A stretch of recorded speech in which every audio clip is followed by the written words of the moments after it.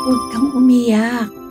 Pagpalang araw ng Martes, kapanalig, ipinagdiriwang natin ang kapistahan ni na San Cornelio at San Cipriano, mga martir.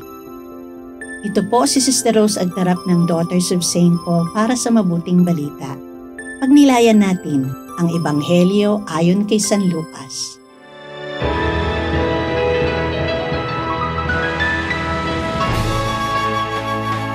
Pumunta si Jesus sa isang bayang tinatawag na Nain at sinamahan siya ng kanyang mga alagad kasama ang maraming tao. Habang papalapit siya sa pintuan ng bayan, tamang-tama namang inilalabas ang isang patay, ang nag-iisang anak na lalaki ng kanyang ina, at ito'y isang biyuda, kaya sinamahan siya ng di kakaunting tao mula sa bayan. Pagkakita sa kanya, nahabag sa kanya ang Panginoon at sinabi, "Huwag ka nang umiyak." Lumapit siya at hinipo ang kabaong. Tumigil naman ang mga may dala at sinabi niya, "Binata, iniuutos ko sa iyo. Bumangon ka." Umupo nga ang patay at nagsimulang magsalita. At ibinigay siya ni Jesus sa kanyang ina. Nasindak ang lahat at nagpuri sa Diyos at sinabi, "Lumitaw sa atin ang isang dakilang propeta at dinalaw ng Diyos ang kanyang bayan." Kaya't kumalat ang balitang ito tungkol sa kanya sa buong lupain ng mga Hudyo at sa lahat ng karatig na lupain.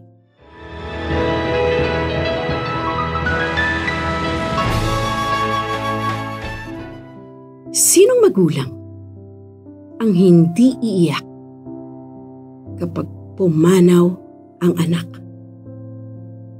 Lalo na ang ina na ang sariling dugo at laman ang ginamit ng Diyos para hubugin ang buhay sa sinapupunan. Tapos bigla na lang, wala na. Hinugot mula sa piling niya. At ang natira? Luha, hikbi, basag na puso na hindi alam kung paano buuin. Doon sinalubong ni Jesus ang ina ng wala ng buhay na batang lalaki. Hindi siya tinanong. Hindi siya pinangaralan.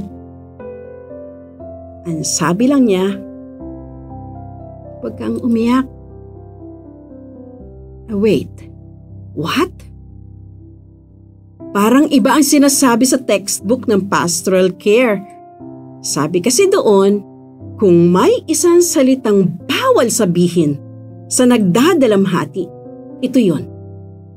Huwag kang umiyak. Dahil tila sinasabing, huwag masyadong pagtuunan ng pansin. Kaso, hindi natin alam ang masasayang moments na pinagsamahan nila o kaya may regrets dahil nakaligtaang ipadama. Pero teka, bakit nga ba sinabi ni Jesus ang salitang yon? Kapanalig, ang huwag kang umiyak ni Jesus ay hindi hungkag na konsolasyon. Hindi ito cheer up na walang laman. Ito ay salitang may buhay. May kasamang solusyon. May kapangyarihang magpabangon. Hindi siya insensitive. Mahabagin siya. At ang habag niya, hindi lang pampalubag loob, kundi nakapagbabalik ng buhay. Kaya't kung ikaw ay lugmok, kung ang puso mo ay parang kabaong na walang laman, kung ang pananampalataya mo ay sumisinghap-singhap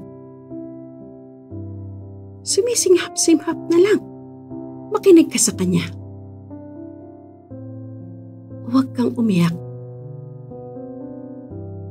Aabutan ka pa niya ng panyo ng bagong simula. Totoo, di ba? Ang Diyos ay hindi lang kasama mo sa luha. May kasamang assurance na siya na ang bahala. Mga kapanalig, maraming salamat po sa inyong suporta sa aming misyon, lalong-lalo na sa mga donors at sponsors ng programang ito.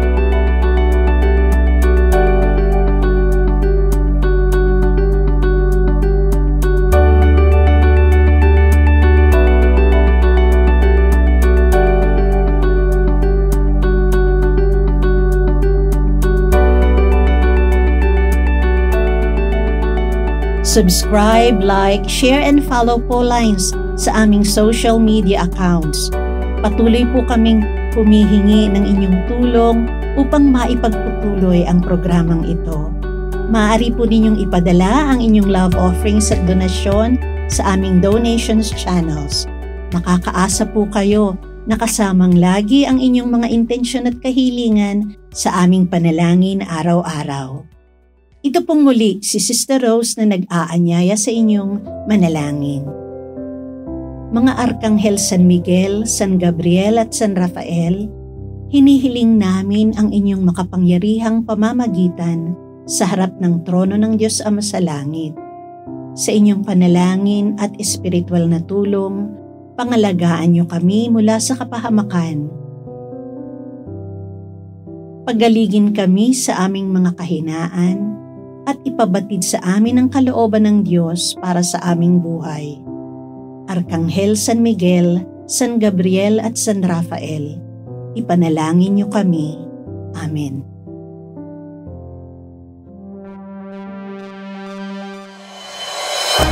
We are here to provide a new way of communicating and proclaiming the gospel.